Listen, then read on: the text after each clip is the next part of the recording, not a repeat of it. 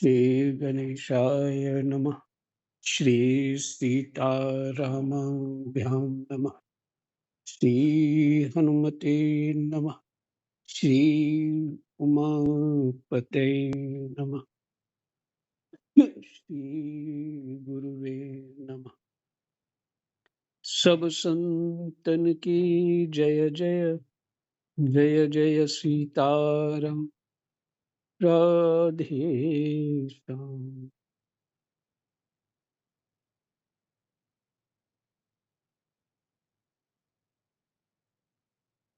जी।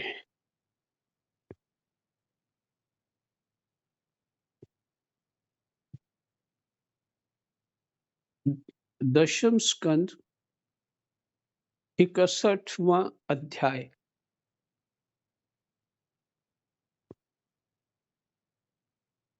और प्रसंग है भगवान की संतति का वर्णन तथा अनिरुद्ध के विवाह में रुक्मी का मारा जाना।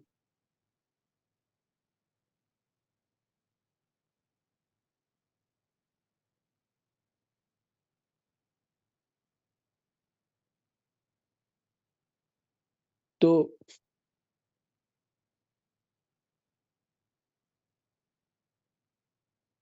पाठ से पहले ये बात बता दूं कि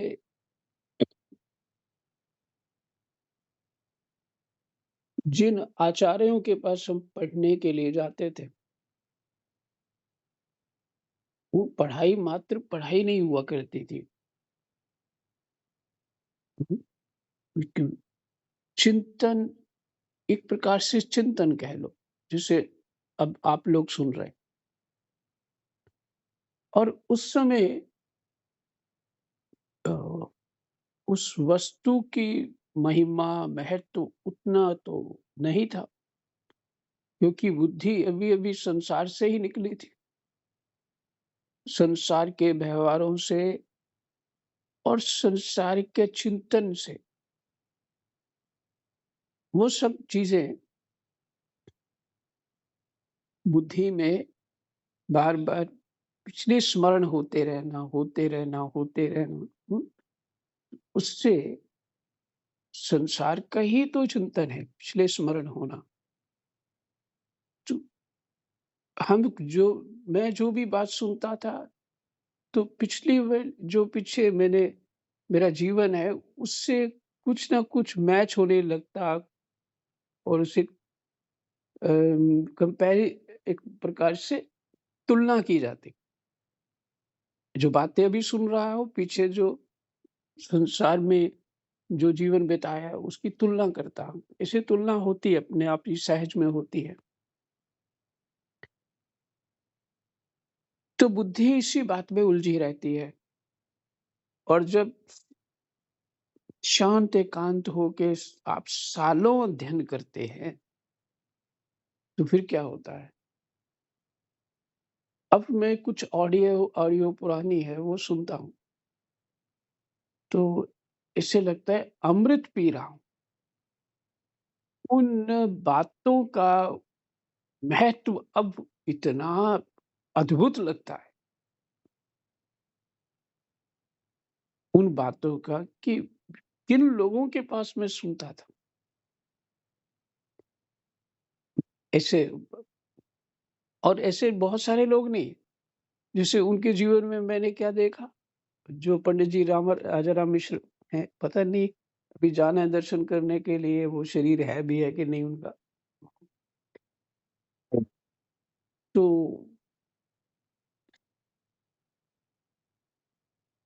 उन्होंने उनके व्यवस्था देने वाले बहुत लोग थे उनको। और लेकिन एक अपनी आकाश वृत्ति से जो कोई दे देता, बस आकाश वृत्ति मैंने, जब बारिश होगी सो होगी। हम्म, तभी पहाड़ों में तो तभी खेत फलते हैं। बारिश पे, बारिश का आधार होता है उनको मात्र। तो इसी तरह आकाश वृत्ति शब्द है। आकाश वृत्ति से जो कोई दे गया, बस उसी में अपना करते रहे जीवन। उनके 2-3 बच्चे भी हैं शायद। और मैं ये विचार करता था कि ये महापुरुष जो हैं, जो अभाव में रहते हैं, बहुत अच्छे कपड़े नहीं पहनते हैं, बहुत अच्छी अच्छी व्यवस्थाएँ नहीं है इनकी, तो ये कारण है अभाव। तो लेकिन अब क्या समझ में आ रहा, वो कारण नहीं है।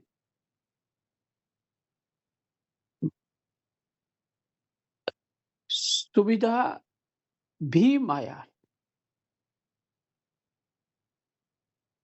अब जिनको अभ्यास बढ़ ही गया तो अलग बात है, लेकिन सुविधा भी माया है।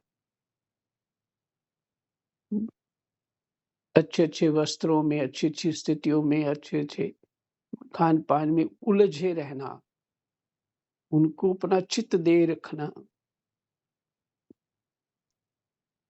हुँ, ये एक माया है। और उनके मैं क्या देखता कि ऐसा नहीं कि घरवाले उनकी सेवा नहीं करते, खूब सबकी सेवा करते। 3-4 दिन तो मुझे लगता है उनका वो जो कथा करने आते वो कुर्ता पहन लेते और फिर कथा करके जाके फिर वो टाँग देते अपने और फिर बनियान इत्यादि में वो रहते, सरल कपड़ों में। जब फिर उसके बाद कथा करने जाना है, तो फिर वो पहन लिया, ऐसे।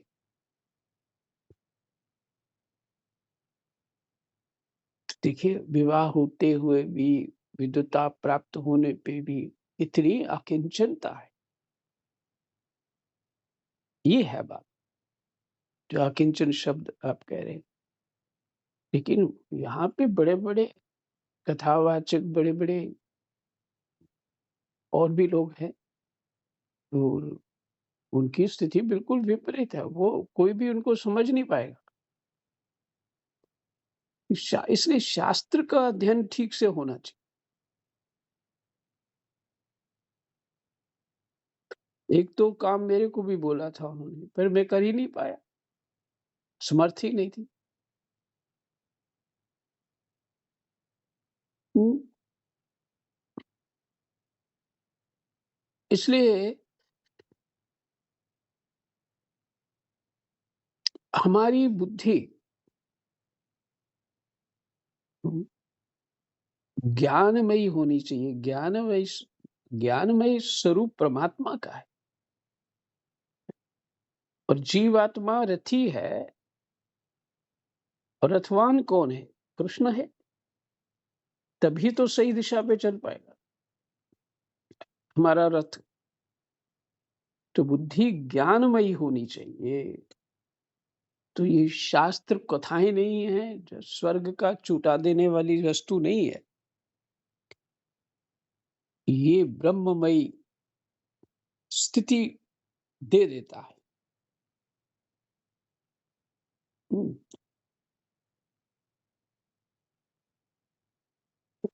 कोई पूर्ण चित्त से जैसे समाधिस्थ हो जीव होता है, ऐसे चित्त से इसको श्रवण करना चाहिए, पढ़ना चाहिए। कोई वाक्य समझ नहीं आता, उसको बार-बार पढ़ने से समझ आ जाता है। अर्थात चित्त एकाग्र होने पे वो समझ आ जाता है। तो ठीक चित्त में चल रहा था। मैं सुना दूँ, मुझे उसका आज विशेष एक सुख प्राप्त हो रहा था। कृष्ण वासुदेवाय हरे परमात्मने प्रणतः क्लेशनाशाय गोविन्दाय नमो नमः।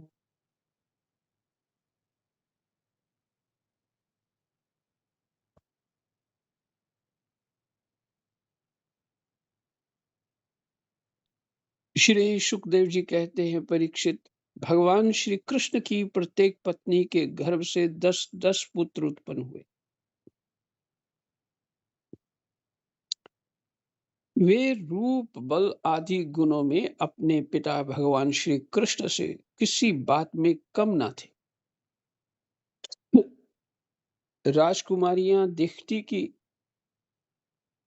भगवान श्री कृष्ण हमारे महल से कभी बाहर नहीं जाते, सदा हमारे ही पास बने रहते हैं।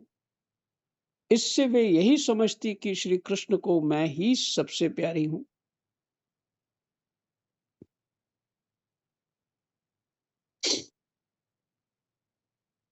परीक्षित,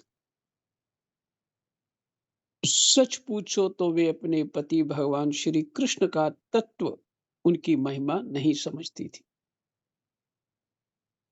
भक्तवांशा कल्पतरु, भक्तों की इच्छाओं को पूर्ण करने वाले भगवान कल्पतरु हैं।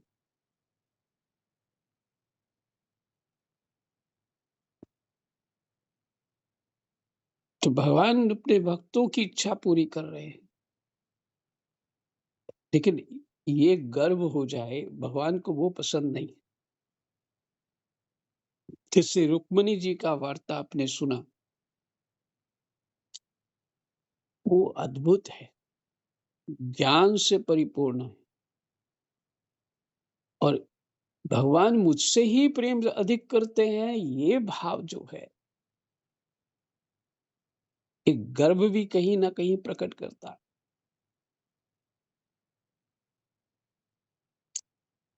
तो, तो ये नहीं, ज्ञानमयी बुद्धि होनी चाहिए। जीव की पूर्ण मति जब ये हो जाए कि मुझे भगवान की मात्र सेवा करनी है, भगवान मुझे कितना चाहते हैं कितना नहीं चाहते हैं ये देखेगा तो गड़बड़ हो जाएगा। केवल सेवा, सेवा से ही सुख प्राप्त हो, अपनी भावना से ही सुख प्राप्त हो, इस गति को प्राप्त होना है।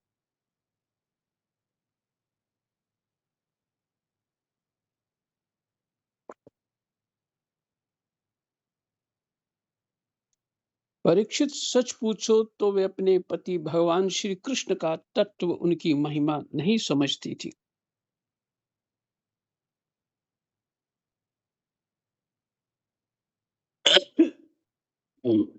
अपने आत्मानंद में एक रस स्थित भगवान श्री कृष्ण के कमल कली के समान सुंदर मुख,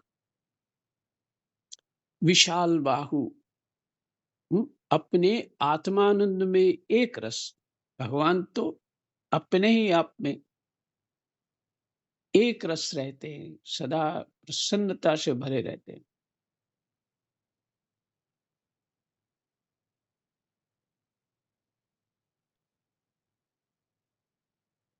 ऐसे ऐसी स्थिति में स्थित भगवान श्री कृष्ण के कमल कली के समान सुंदर मुख, विशाल बाहु, कर्ण स्पर्शी नेत्र, यानी नेत्र इतने लंबे हैं, कानों तक है, प्रेम भरी मुस्कान, रसमयी चितवन और मधुर वाणी से स्वयं ही मोहित रहती थी भगवान की पत्नियां। वे अपने श्रृंगार संबंधी हाव भावों से उनके मन को अपनी ओर खींचने में समर्थ ना हो सकी।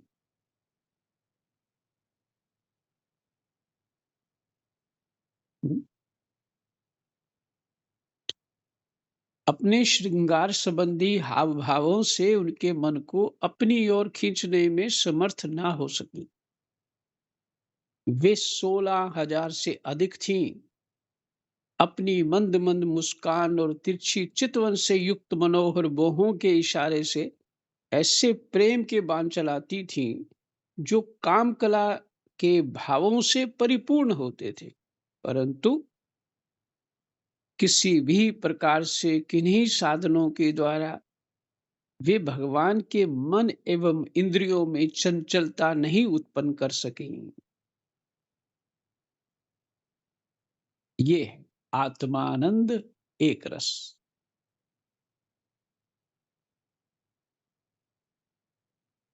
सबसे बड़ा आनंद जो है, ज्ञान स्वरूप स्थिति है, आनंदमय आत्मानंद जो है, ऊंची स्थिति है। और भगवान वही स्वरूप है ही, आत्मानंद स्वरूप है। तो एक रस, और जगत की कोई भी वस्तु अच्छे उनको प्रभावित नहीं कर पाएगी, कदापि नहीं, क्योंकि सब कुछ तो बल उन्हीं से जा रहा है। उनके शरीरों में, स्त्रियों के शरीरों में बल किसका है? भगवान का है। उनकी सारी कलाओं में जो जो भी उनके पास विद्या है आकर्षण करने की, जो भी वो करती, वो तो सब भगवान की ही शक्ति से ही वो सब कुछ कर पा रही है। तो खिलौना, एक खिलौने बनाने वाले को क्या रिझा सकता है? मैंने बनाया, बस इसी से प्रसन्न हो जाएगा वो, बस इतनी बहुत है। ये भी लौकिक दृष्टि है। लेकिन वो आनंद स्वरूप है परमात्मा।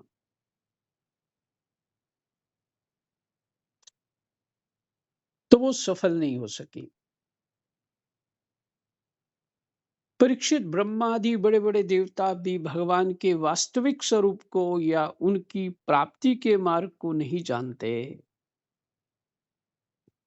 उन्हीं रमारमन भगवान श्री कृष्ण को उन स्त्रियों ने पति के रूप में प्राप्त किया था।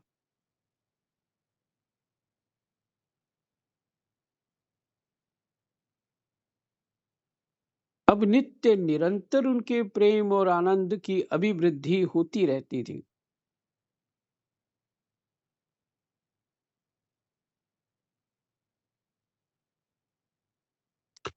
वे प्रेम भरी मुस्कुराहट, मधुर चित्तवन, नव समागम की लालसा आदि से भगवान की सेवा करती रहती थी। उनमें से सभी पत्नियों के साथ सेवा करने के लिए सैकड़ों दासियां रहती थी।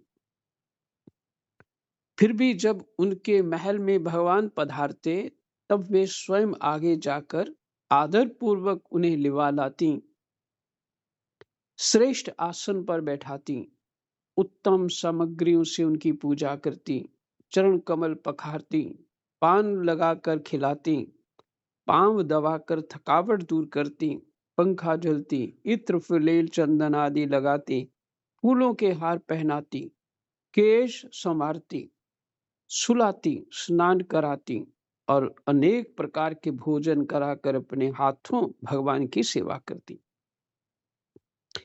परीक्षित, मैं कह चुका हूं कि भगवान श्री कृष्ण की प्रत्येक पत्नी के 10-10 पुत्र थे। उन रानियों में 8 पटरानियां थी, जिनके विवाह वर्णन में जिनके विवाह का वर्णन मैं पहले कर चुका हूं। अब उनके प्रद्युम्न आदि पुत्रों का वर्णन करता हूं।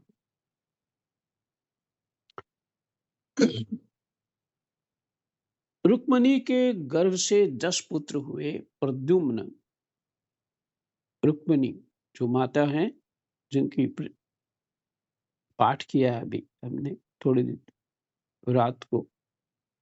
रुक्मणी के गर्भ से 10 पुत्र उत्पन्न हुए।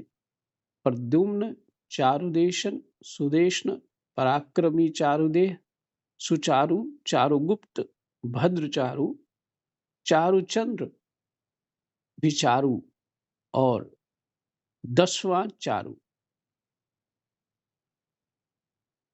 ये 10 पुत्र माता रुक्मिणी के गर्भ से उत्पन्न हुए। ये अपने पिता भगवान श्री कृष्ण से किसी बात में कम न थे। सत्यभामा के भी 10 पुत्र थे। भानु, सुभानु, स्वर भानु, प्रभानु, भानुमान, चंद्रभानु, बृहद भानु, अति भानु, श्री भानु और प्रतिभानु। जामवंती के भी सांब आदि 10 पुत्र थे। ये पटरानियों के पुत्र है। इससे पटरानियों का नाम भी पता लग जाएगा। रुक्मिणी जी, सत्यभामा जी, अब जामवंती जी। सांबादी 10 पुत्र थे। सांब, सुमित्र, पुरजित, शतजित, सहस्त्रजित, विजयी, चित्रकेतु, वसुमान, द्रविड़ और क्रतु। ये सब श्री कृष्ण को बहुत प्यारे थे। नागन जिति माने सत्या के भी 10 पुत्र हुए। वीर, चंद्र, अश्वसेन, चित्रगु, वेगवान, वृष, आम, शंकु, बसु और परम तेजस्वी कुंती।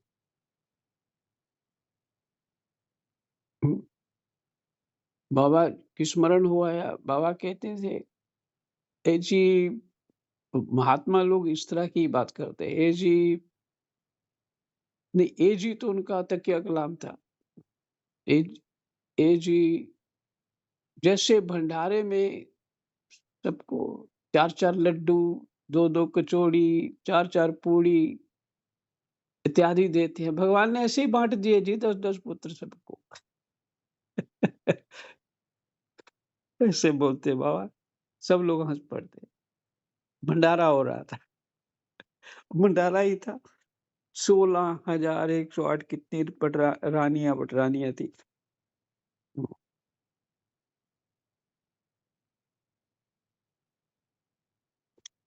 तो ये नागनिजिति सत्या के पुत्र हुए। फिर है कालिंदी के 10 पुत्र, ये थे, ये सूर्य पुत्री है कालिंदी। श्रुत, कवि, वृष, वीर, सुबाहु, भद्र, शांति, दर्श, पूर्णमास और सबसे छोटा सोमक।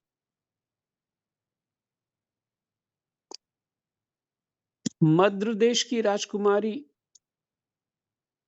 लक्ष्मणा के गर्भ से प्रघोष, गात्रवान, सिंह, प्रबल, बल, उद उद उदरवग, महाशक्ति सह, ओज और अपराजित का जन्म हुआ।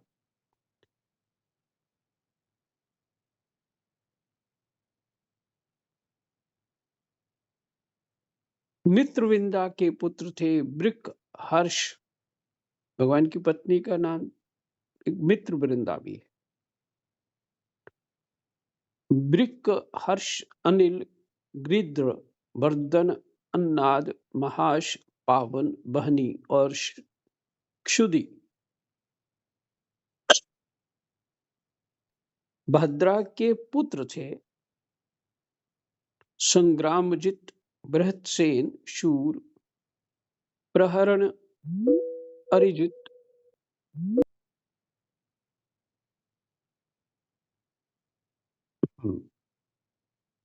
भद्रा के पुत्र थे संग्रामजित, बृहत्सेन, शूर, प्रहरण, अरिजित, जय, सुभद्र, बाम, आयु और सत्यक। इन पटरानियों के अतिरिक्त भगवान की रोहिणी आदि 16,100 और भी पत्नियां थी। 16,100 और पत्नियां थी और 8 तो ये हो गई पटरानियां। उनके दीप्तिमान और ताम्र तप्त आदि 10-10 पुत्र हुए। रुक्मिणी नंदन प्रद्युम्न का मायावती रति के अतिरिक्त भोजकट नगर निवासी रुक्मी की पुत्री रुक्मवती से भी विवाह हुआ था। उसके गर्भ से परम बलशाली अनिरुद्ध का जन्म हुआ। परीक्षित श्री कृष्ण के पुत्रों की माताएं ही 16,000 से अधिक थीं। इसके लिए उनके पुत्र पौत्रों की संख्या करोड़ों तक पहुंच गई। राजा परीक्षित ने पूछा, परम ज्ञानी मुनीश्वर, भगवान श्री कृष्ण ने रण भूमि में रुक्मी का बड़ा तिरस्कार किया था। इसलिए वह सदा इस बात की घात में रहता था कि अवसर मिलते ही श्री कृष्ण से उसका बदला लूं और उनका काम तमाम कर डालूं। भी कौन है? इनका साला था, रुक्मी, माता रुक्मिणी जी का भाई।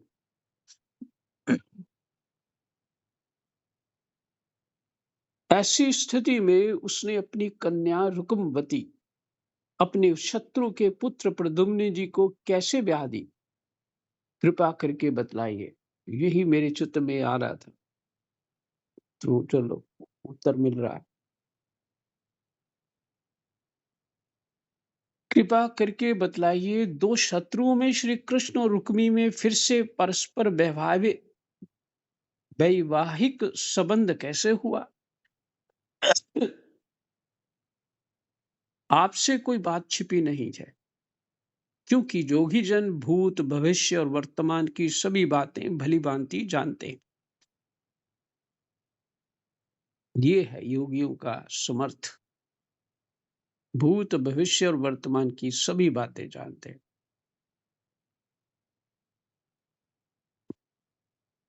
सुखदेव जी योगी है, परम योगी। तो ये भी विचार करें कि हम, जो सुखदेव जी परम योगी हैं, व्यास जी परम योगी हैं, उनका दिया हुआ प्रसाद ग्रहण कर रहे हैं, उनका सब कुछ देखा हुआ हम ग्रहण कर रहे हैं। इसलिए शंका नहीं होनी चाहिए कि बस शास्त्र किसी ने लिख दिया, ऐसा नहीं है। शास्त्र तो प्राणमय है, स्वरूप है उनका।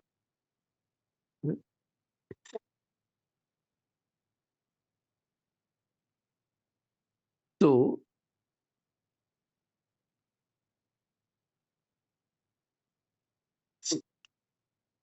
क्योंकि जोगी जन भूत भविष्य और वर्तमान की सभी बातें भली भांति जानते हैं, उनसे ऐसी बातें भी छिपी नहीं रहती जो इंद्रियों से परे हैं, बहुत दूर हैं, अथवा बीच में किसी वस्तु की आड़ होने के कारण नहीं दिखती।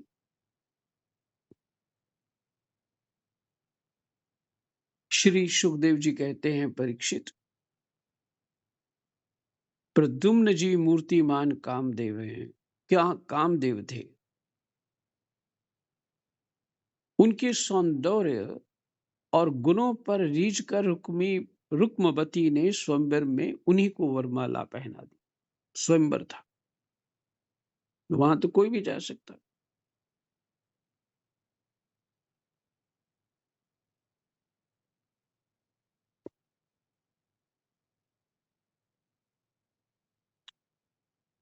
प्रद्युम्न जी ने युद्ध में अकेले ही वहां इकट्ठे हुए नरपतियों को जीत लिया।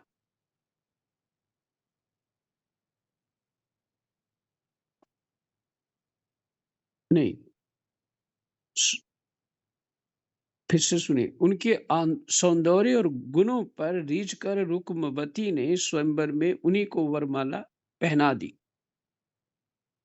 प्रद्युम्न जी ने युद्ध में, फिर युद्ध हुआ होगा, अकेले ही वहां इकट्ठे हुए नरपतियों को जीत लिया और रुक्मवती को हर लाए। यद्यपि भगवान श्री कृष्ण से अपमानित होने के कारण रुक्मी के हृदय की क्रोधाग्नि शांत नहीं हुई थी, वह अब भी उनसे वैर गांठे हुए था। फिर भी अपनी बहन रुक्मणी को प्रसन्न करने के लिए उसने अपने भांजे प्रद्युम्न को अपनी बेटी ब्याह दी। परीक्षित, 10 पुत्रों के अतिरिक्त रुक्मिणी जी के एक परम सुंदरी बड़े बड़े नेत्रों वाली कन्या थी। 10 पुत्रों के अतिरिक्त 10-10 पुत्र दिए भगवान ने सबको, अपनी रानियों, कोई भेदभाव नहीं, और एक एक बेटी सबको दी।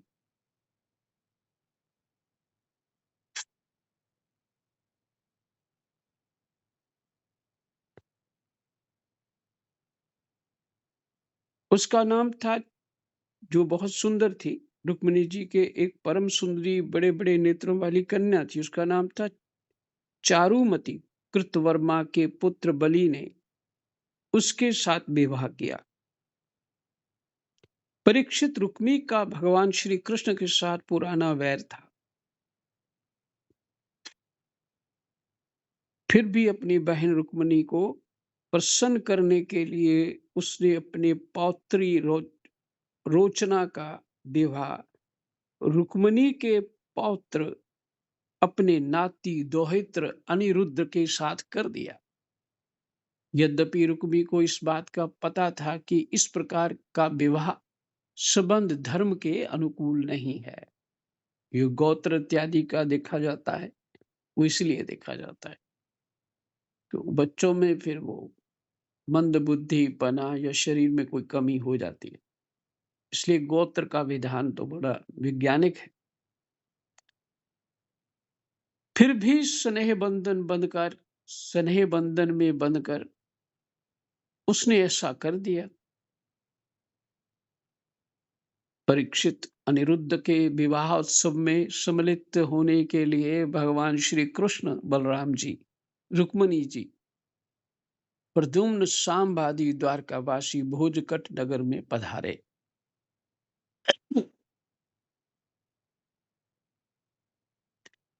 कुंडिनपुर तो छोड़ चुका था रुक्मी, उसने प्रतिज्ञा करी थी कि अगर मैं अपनी बहन को नहीं ला पाया तो मैं यहाँ वापस नहीं आऊंगा, तो फिर भोजकट नगर बनाया था। ये आप पाठ पीछे सुन चुके। तो भोजकट नगर में पधारे। जब विवाहोत्सव निर्विघ्न समाप्त हो गया तब कलिंग नरेश आदि घमंडी नरपतियों ने रुक्मी से कहा कि तुम बलराम जी को पासों के खेल में जीत लो। राजन, बलराम जी को पास से डालने तो आते नहीं, परंतु उन्हें खेलने का बहुत बड़ा व्यसन है। उन लोगों के बहकाने से रुक्मी ने बलराम जी को बुलवाया और वह उनके साथ चौसर खेलने लगा। बलराम जी ने पहले 100, फिर 1000, इसके बाद 10,000 मोहरों का दाव लगाया। उन्हें रुक्मी ने जीत लिया।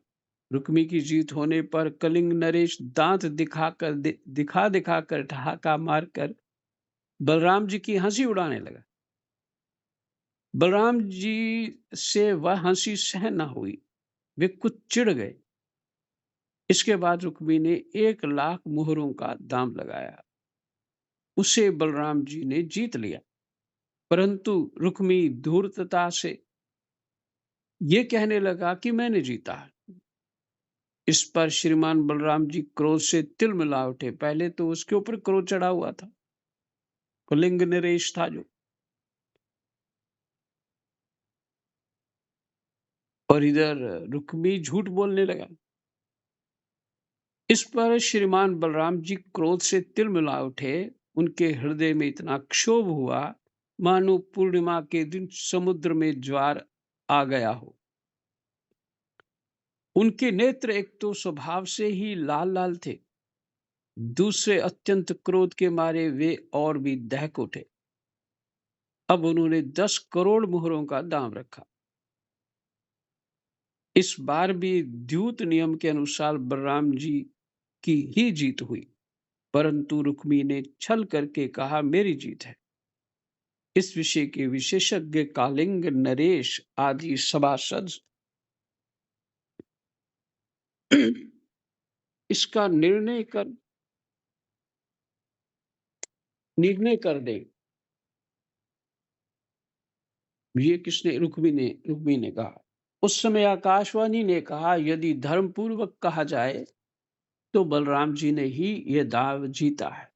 रुक्मी का ये कहना सरासर झूठ है कि उसने जीता है। एक तो रुक्मी के सिर पर मौत सवार थी और दूसरे उसके साथी दुष्ट राजाओं ने भी उसे उभाड़ रखा था, मैंने उकसा रखा था। इससे उसने आकाशवाणी पर कोई ध्यान न दिया और बलराम जी की हंसी उड़ाते हुए कहा बलराम जी, आखिर आप लोग वन वन भटकने वाले ग्वाले ही तो ठहरे। आप पासा खेलना क्या जाने? पासों और वानों से तो केवल राजा लोग ही खेला करते हैं, आप जैसे नहीं। स्वामी के इस प्रकार आक्षेप नहीं, रुक्मी के इस प्रकार आक्षेप और राजाओं के उपहास करने पर बलराम जी क्रोध से आग बबूला हो उठे। उन्होंने एक मुद्गर उठाया और उस मांगलिक सभा में ही रुक्मी को मार डाला। पहले कलिंग नरेश दांत दिखा दिखाकर हंसता था, अब रंग में भंग देखकर वहां से भागा, परंतु बलराम जी ने 10 ही कदम पर उसे पकड़ लिया और क्रोध से उसके दांत तोड़ डाले। बलराम जी ने अपने मुदगर की चोट से दूसरे राजाओं की भी बाहां, जांग और सिर आदि तोड़ फोड़ डाले। वे खून से लथपथ और भयभीत होकर वहां से भागते रहे। परीक्षित, भगवान श्री कृष्ण ने यह सोचकर कि बलराम जी का समर्थन करने से रुक्मिणी जी अप्रसन्न होंगी और रुक्मी के वध को बुरा बतलाने से बलराम जी रुष्ट होंगे, अपने साले रुक्मी की मृत्यु पर भला बुरा कुछ भी ना कहा। इसके बाद अनिरुद्ध जी का विवाह और शत्रु का वध दोनों प्रयोजन सिद्ध हो जाने पर भगवान के आश्रित बलराम जी आदि यदुवंशी नवविवाहिता दुल्हन रोचना के साथ अनिरुद्ध जी को श्रेष्ठ रथ पर चढ़ाकर भुजकट नगर से द्वारकापुरी को चले आए। जय जय सीताराम। राधे श्याम। 61वां अध्याय विश्राम। कृष्णा वासुदेवा हरे परमात्मने प्रणतक्लेशनाशाय गोविन्दाय नमो नमः। जय जय।